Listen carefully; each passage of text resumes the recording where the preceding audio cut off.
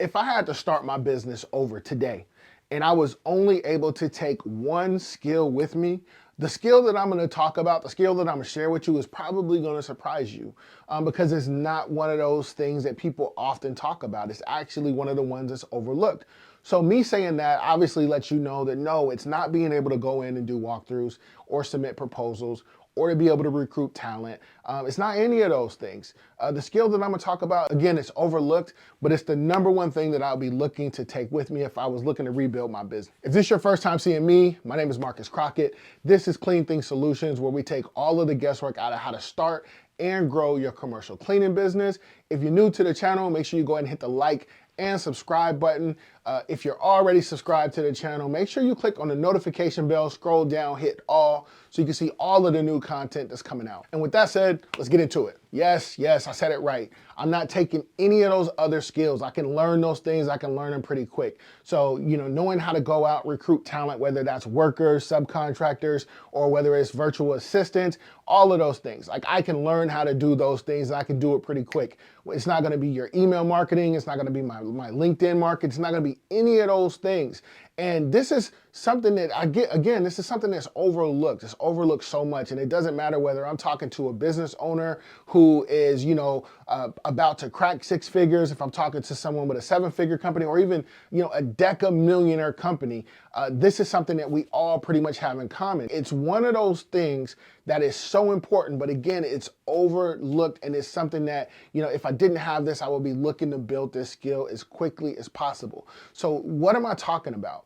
Now, I always say that, the ability to be able to relate to people, right? We're in the people business. I always say that, but really at the end of the day, when you peel back the layers and you get to the core of that, we're talking about customer service. How well do you treat people, right? And it's not just always so much about how you treat people, but how do you listen to people? How do you interact with people? What is their experience with you overall, right? All of these things are important because, you're going to be doing business with another person. We're not to the point where, how the kiosks are at McDonald's. We go and we see a decision maker and we just push in the button and then they spit out, we're not there. We're not there yet. We're still dealing with people, interacting with them face to face on a regular and a daily basis. So how you deal with people is huge. This is the number one skill that I would take. And, if I didn't have this skill, this would be the number one skill I would be looking to get, because all of that other stuff is secondary. If you don't have a good interaction with the person that you're doing business with, then more than likely, all of that other stuff's not even gonna matter, right? There are some companies who do things that are a lot transactional, but our business isn't like that. Yes, there is a transaction. We exchange goods for services, but there's also a personal element. They're a person, we're here to do business. I wanna, be able to connect on that level. This is one of the ways in how we built our business the way we did. It's about making those connections. Why is this important? Why am I bringing it up now? So literally yesterday, right? Yesterday I get an email, right? It's an email from someone who filled out our form online through all of our search engine optimization stuff. They filled out a form online. I get a notification that says that they want me to come out to do a walkthrough with them next week, next Friday. Okay, no problem. But in the comment section, she says, but before we set everything up, I would like someone from your company to give me a call. Now guys, I've done hundreds of walkthroughs. I've literally done hundreds. This is probably the first one where they've asked for me or someone else to give them a call before we set things up. Not to confirm like, hey, to make sure we're still on, but no, this is a part of the process. You need to call me. We have to speak in order for us to move forward to the next step. Okay, no problem. So I call. And we speak, and she's telling me a little bit about the place, and maybe about 3 or 4 minutes into the conversation, she stops me and she's like, Marcus, I never met you, you never met me, but I like you. I like the fact that you listen to what my concerns are. You were able to come up with answers to the concerns on ways that I could possibly, fix the problems that they're having without seeing the account. She said, those are all bonuses for me. And the reason why I wanted the call is not even to see if you could fix any of the problems, right? Because obviously we have to see the property. But she's like, no, that wasn't the purpose for it. The purpose for it was, how is your phone etiquette? How well do you conduct yourself, on the phone? Because that's going to be a good gauge for me to see how well you're going to be able to conduct yourself in person.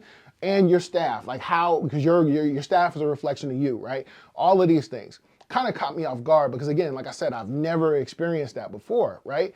But at the end of the conversation, it wasn't like, okay, here's the contract, go ahead and sign. It wasn't that, but I got the feeling that, we were going to be able to move forward and get that account. So, and we haven't even done the walkthrough yet, but this all boils down to, to customer service, how you conduct yourself. Now, listen, this is not even, so much on a face-to-face basis, right? We live in a completely different world than, 20 years ago, 25 years ago. Things are so much different now.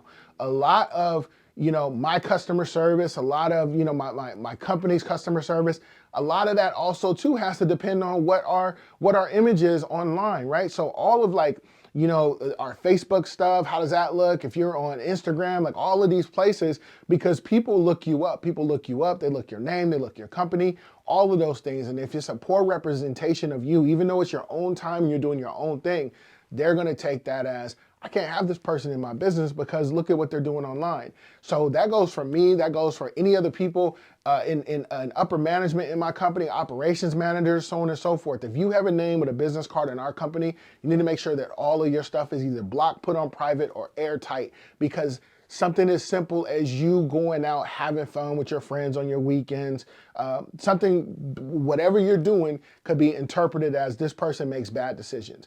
And all of that gets bundled into the entire scope of customer service, right? All of it's going to get boiled in. Even though what you're doing on your weekend, on your private time has nothing to do with the business, a potential customer can see that and make an instant decision on whether or not they want to do business with you, with me, or with whoever, just based on simple pictures, because they get the perception that this person is like this.